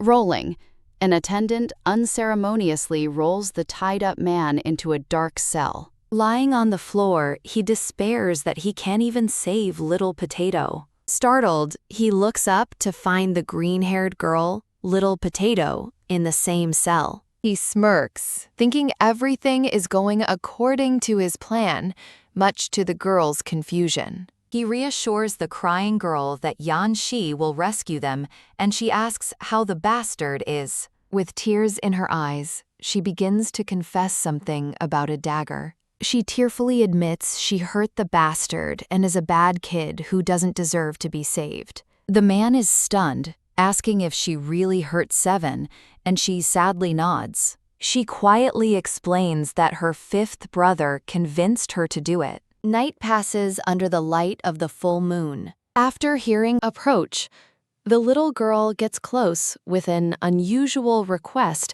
that he's never heard before. She looks at him with fierce determination and says, "You can beat me." He smiles, telling her Yanxi won't be mad and will forgive her, but adds that he wants to reward her for managing to hurt him. He says not to worry about the injury, as their family's weird doctor is back and can save Seven from anything. When she asks if Yan Yi is really okay, he reassures her that his training has made him very strong. Relieved, the little girl is glad the bastard is okay, admitting she thought he was dead.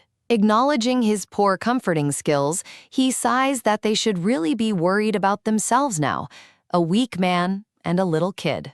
The girl changes the subject, asking him why he's dressed in such a strange outfit. An attendant with dark hair tied back appears outside their cell. As she approaches, the tied-up man defiantly states that torture is useless, but money will make him cooperate. Ignoring him completely, the attendant picks up the little green-haired girl. He shouts in alarm, demanding to know where she's taking the girl he calls Eggplant. He pleads with the attendant to punish him instead, and not to harm the child. Left alone and tied up, he spirals into panic, fearing they're going to torture little Potato.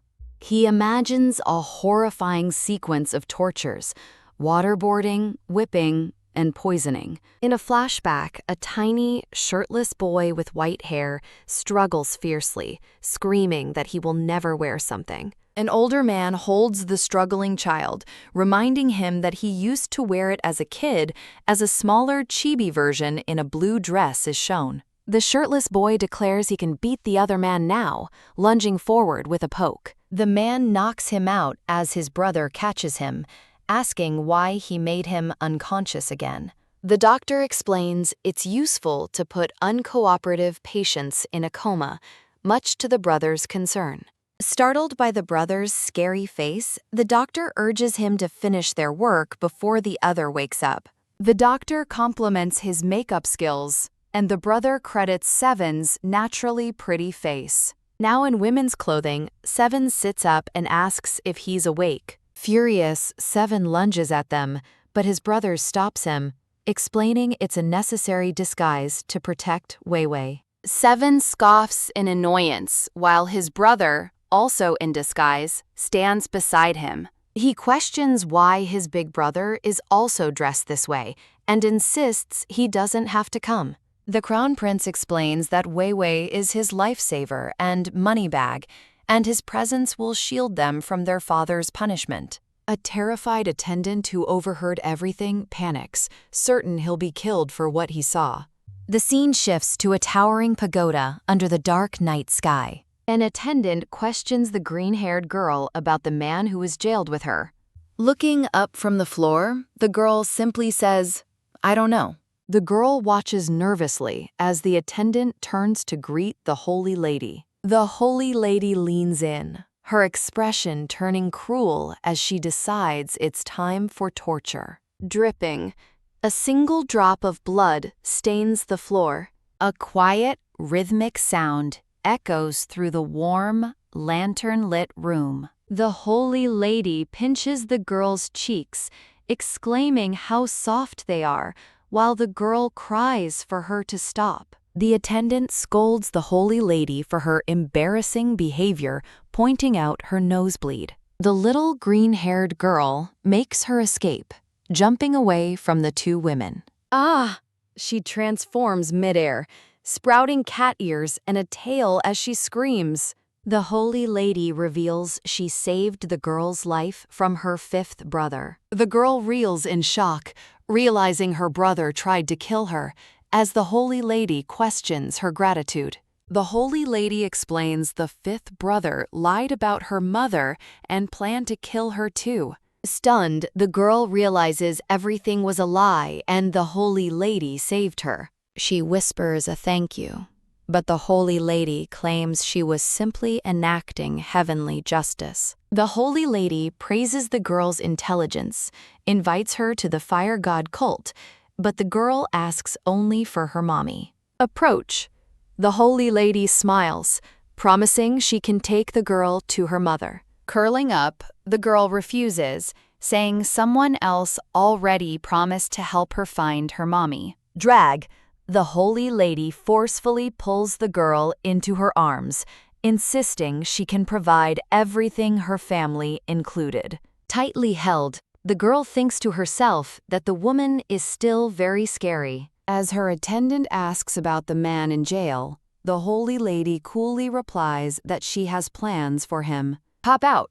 A small white snake emerges from the girl's sleeve, and the holy lady wonders if her bond with it signifies a connection to the Yoon clan. The two disguised brothers arrive at the base of the ominous pagoda. As they enter the dark hall, they hear a faint cry for help.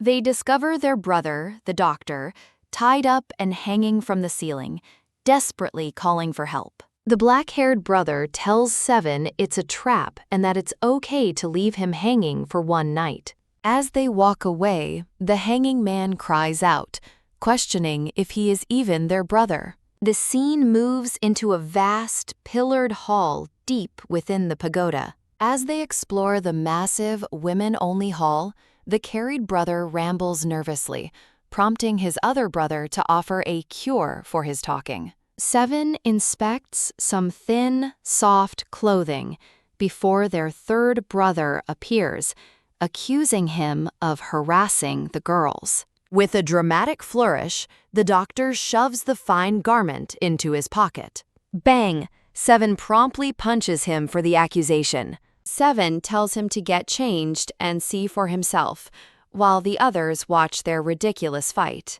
Now in revealing cultist outfits, the brothers decide to split into two teams to search for Weiwei. The injured brother gives Seven a vial that will create an escape fog when smashed.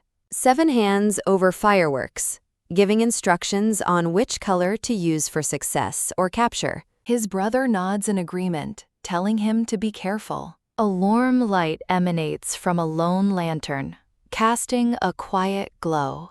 In a warm, hazy memory, a hand gently touches a thick green braid adorned with small white flowers. The memory continues, showing a brown-haired woman watching as the little green-haired girl happily eats a snack. The little girl looks back at her caretaker and asks what an empress is. Smiling gently, the woman explains that it means a woman is in charge. She then promises the little girl that she will take her to see her mother tomorrow. The girl looks up with concern, insisting that she must first apologize to the bastard. Creak. The memory fades as a door slides open and an attendant arrives, bowing to her lady.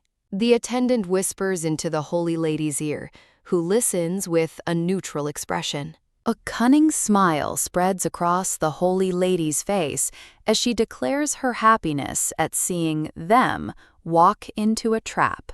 She turns to the little girl, telling her to stay put while she goes to clean a mouse from her room. Grabbing the woman's hand, the little girl anxiously asks where her mommy is before she goes. The holy lady stammers, questioning if the girl's mother is my lady, while looking flustered. Her attendant urges her to leave, while the holy lady reassures the girl she'll take her to her mother. As she's led away, the holy lady thinks to herself how close she came to revealing a dangerous truth.